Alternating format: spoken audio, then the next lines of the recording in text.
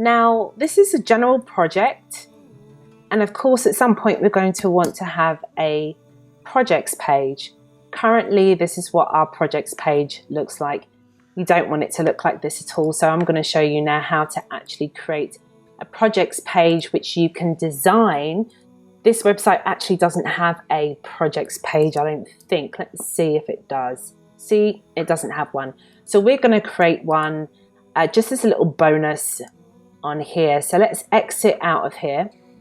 We've got our single project page done. Now let's create what we call an archive project page.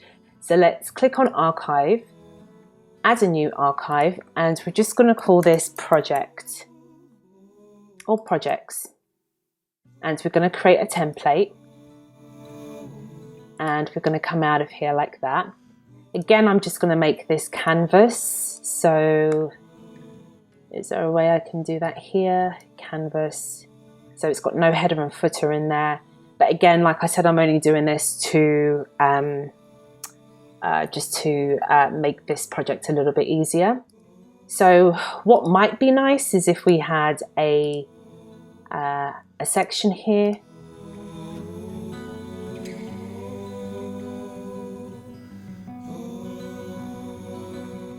Now, I'm going to show you two ways in which you can create a latest projects page. The first way is by just using the archive post widget, which you can just drag in, and if I click on publish and click on add new, I can choose projects archive from here and then save and close. Now in the settings area, this is just showing me all recent posts, but I don't want to see that. I want to see the projects archive. So I'm going to apply and preview, and this is what we're going to see. So you may look at this and think, okay, this looks kind of cool. Yeah. It's got the date, it's got comments there. I don't want comments because no one's going to comment on there. Don't necessarily want the date on there either. Read more. Okay, yeah, I can have that. And that kind of looks semi-decent, I guess, for a projects page. You can choose to not show any excerpts at all, and you could choose just to have like the name and it look a little bit more sleeker like that. Yeah. If you want to add styling, of course, you can style the title. And again, you know, that doesn't look too bad. But you might want to make something a bit nicer with this. So what you can do is you can go back to your dashboard, and we're going to create another listings grid. I remember I told you earlier that listings is basically a way in which you can create your own WordPress loop. This is what we call the loop in WordPress, where WordPress is looking for all different projects and it's looping it and displaying that loop on our page here. So with the archive post widget that you use, that's pretty much determined by the basic metadata that it has there. So we've got author, date, time, and comments, but we know that we've added other metadata to it. So we've added the client, we've added the project date, we've added a website link, we've added all different types of things, but we can't add that here. There's no way to do that. So using the listing item or using the listings is a much easier way to create your own loop. So let's do that. Let's create a post. Let's go to projects, and we're going to call this archive project listing, and we're going to create the listing item here. So we don't need to create multiple versions of this. We only need to create one version. So what we do is we would create a section, and in that section we could choose our dynamic image. That dynamic image is going to be the post thumbnail. We can choose a size for this post thumbnail, and we could also choose to have this link. So you see where we hover over here, it links to the actual project page. We can have that link as well. Okay, so that's cool. So another thing we could do is add the title. So we'll go down here, we can drag out any widget for that and just put in that, and we can put the page title. Sorry, nope, the post title. And we can keep this as either a H2 or a H3, it's up to you. The link, we can make sure that that goes to the post URL, okay? And again, we could just add our styling here. So 15, uppercase, and a 2. Now, if we wanted to add metadata to this again would be easy for us to do. So we can grab, let's say, a dynamic field here, and I can choose the metadata, and I can choose the client. So it says Diane Laidlaw. And of course, I can just put in client name.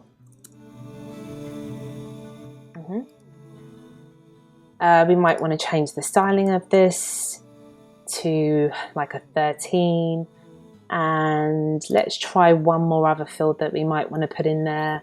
Let's say we want to put in, actually, let's duplicate this one.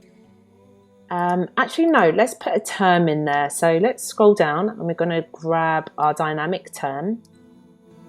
And we're going to choose from the taxonomy project type.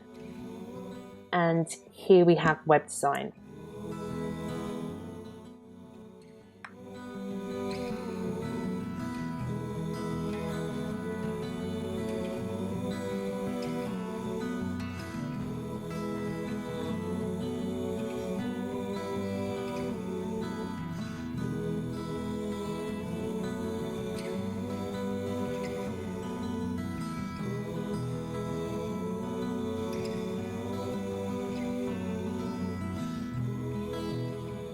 Okay, so that looks semi-okay.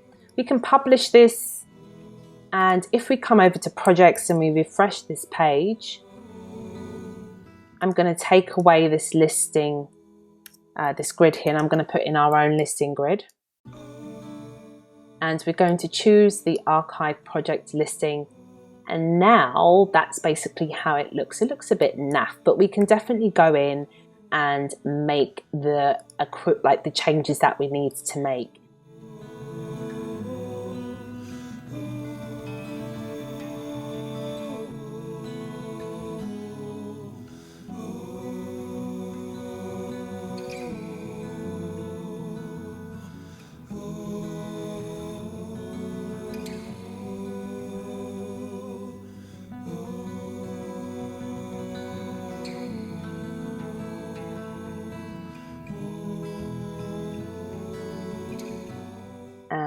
There we go. Now let's see, this is the really good thing about doing stuff like this, and why I'm doing it live as well, is because you get to see, you really need to like test out what you're doing, you know. So here you can see like the image, this image is bigger than that one, that is not going to work.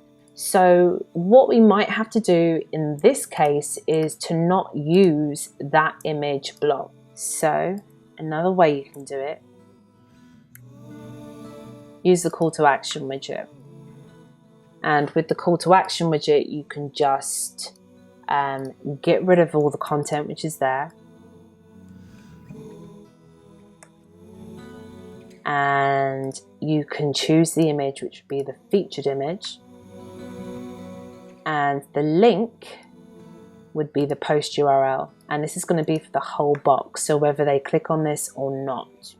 Okay.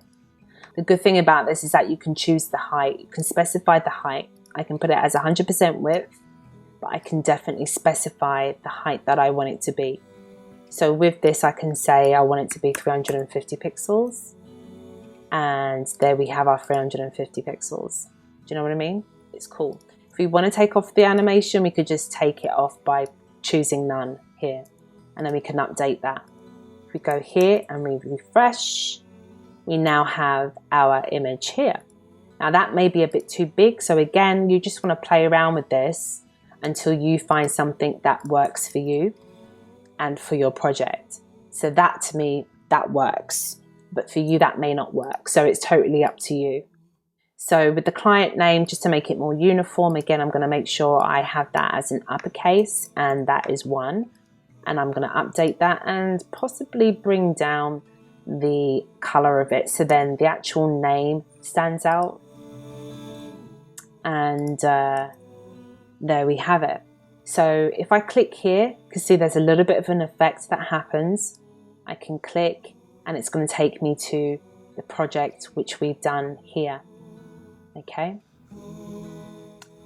And that is it for this tutorial. So thank you so much for watching all the way through. You did it. And I did it. Oh my gosh, it took me so long to record this. You wouldn't have a clue. Thank you very much for watching. If it's really helped you, please give it a thumbs up. And remember to subscribe to the channel for more hints, tips, and tricks in the future. I upload every Wednesday, so don't forget to tap the bell, and I will see you guys later.